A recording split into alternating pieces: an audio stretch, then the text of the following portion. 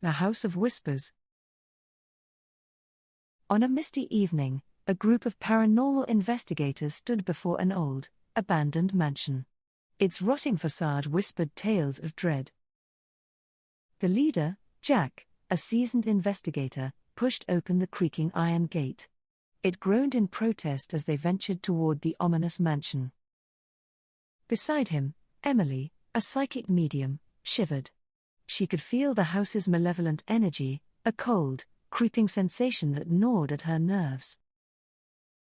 Michael, the tech expert, adjusted his camera. He was eager to capture any supernatural activity, unaware of the horrors that awaited. The last member, Sarah, a historian, carried an old journal. It contained cryptic notes about the mansion's former occupants and their grim fates. They stepped onto the porch, each creak of the wood echoing in the silence. The front door, ajar, seemed to beckon them inside. "Be careful," Jack warned as they entered. The foyer was dark, dust motes dancing in the weak beam of their flashlights. Emily's senses tingled. "The spirits here are restless," she whispered, her eyes darting around, searching for unseen presences. They split into pairs. Jack and Emily took the east wing, while Michael and Sarah explored the west. The house's silence was unnerving. Jack and Emily found a grand staircase, its once opulent carpet now threadbare. As they ascended, Emily felt an icy breath on her neck. "Did you feel that?" she asked, her voice trembling. Jack nodded, gripping his flashlight tighter, ready for anything. Michael and Sarah entered a vast library. Shelves lined with dusty books loomed over them. Sarah's fingers traced the spines, seeking clues. "These books might hold secrets," she said. Michael set up his camera, its red light blinking in the darkness. Suddenly, a book flew off the shelf, landing at Sarah's feet. She picked it up, heart pounding, and opened it to a marked page. "The family's demise," she read aloud. "They were cursed, trapped in this house forever. Their fears became their doom." Upstairs, Jack and Emily found a bedroom. The bed was neatly made, as if waiting for its occupants. A chill ran down Emily's spine. "This room feels wrong," Emily murmured. Jack approached a dresser, its mirror cracked. He saw a fleeting shadow behind him. "Did you see that?" Jack asked, turning quickly. Emily nodded, eyes wide. The shadow was gone, but the sense of dread remained. Meanwhile, in the library, Michael's camera malfunctioned. Static filled the screen. He smacked it, frustration growing. Sarah gasped. "Look." She pointed. The static formed faces, twisted in agony. "The ghosts," she whispered. "They're watching us." A cold wind swept through the room, extinguishing their flashlights. Panic set in as they fumbled in the dark. Upstairs, Jack and Emily heard a distant scream. "Michael and Sarah," Jack shouted, running toward the sound, Emily close behind. They found Michael and Sarah huddled together, pale and shaken. "The spirits. They know we're here," Michael stammered. "We need to leave," Sarah urged. But the front door was now shut tight, refusing to budge despite their desperate efforts. "The house doesn't want us to leave," Emily said, voice trembling. "It feeds on our fear, on our pain." They regrouped, trying to calm their racing hearts. "We must find another way out," Jack declared. "Let's stick together." They ventured deeper into the mansion, the walls seeming to close in around them. Whispers echoed, indistinct and eerie. In the dining room, the table was set for a feast. Plates and cutlery gleamed under a thick layer of dust. It felt like a macabre invitation. "This is too strange," Michael muttered. Emily reached out, touching a glass. It shattered instantly, shards flying.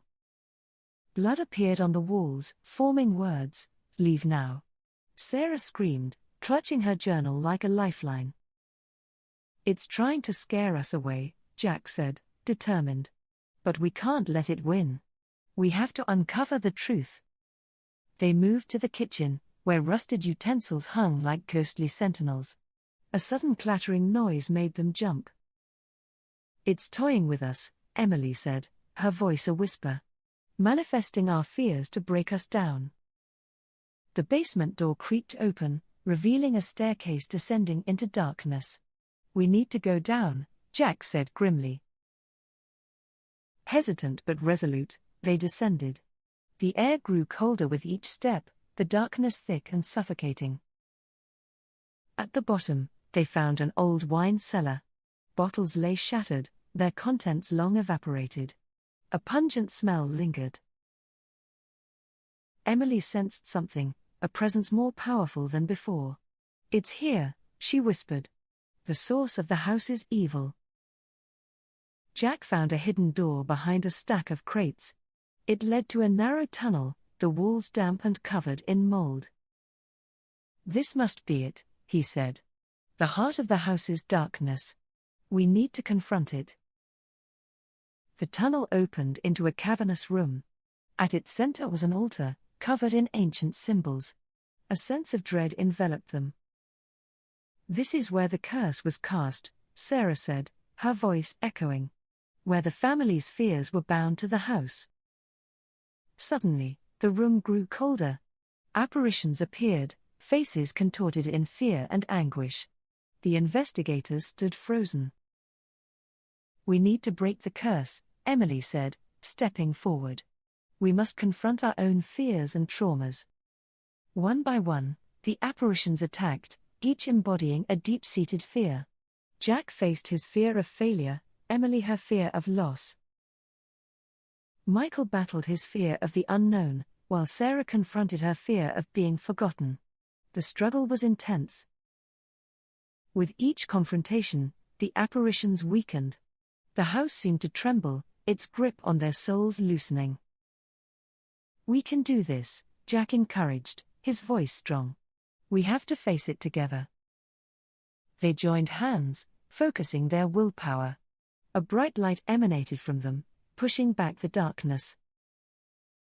The apparitions screamed, dissolving into mist. The room shook violently, the house's foundations groaning in protest. The altar cracked, the symbols fading. "It's working," Emily cried out. "We're breaking the curse." The house let out a final, deafening wail. The investigators were thrown back, landing hard but unharmed. When they opened their eyes, the cavernous room was gone. They were back in the foyer, the front door now wide open. "We did it," Michael said, breathless with relief. They stumbled outside, the night air fresh and invigorating. Behind them, the mansion seemed to sigh, its sinister presence diminished. The whispers had finally ceased. "The curse is broken," Sarah said, looking back at the house. "The spirits are free." They walked away, the weight of the experience heavy on their shoulders. Each knew they were forever changed. "We'll never forget this night," Jack said. "But we must move forward, stronger for what we faced." As dawn broke, the mansion stood silent, a relic of the past. The House of Whispers had lost its power at last. And so, the investigators left, their bond unbreakable, knowing they had faced the darkness and emerged victorious.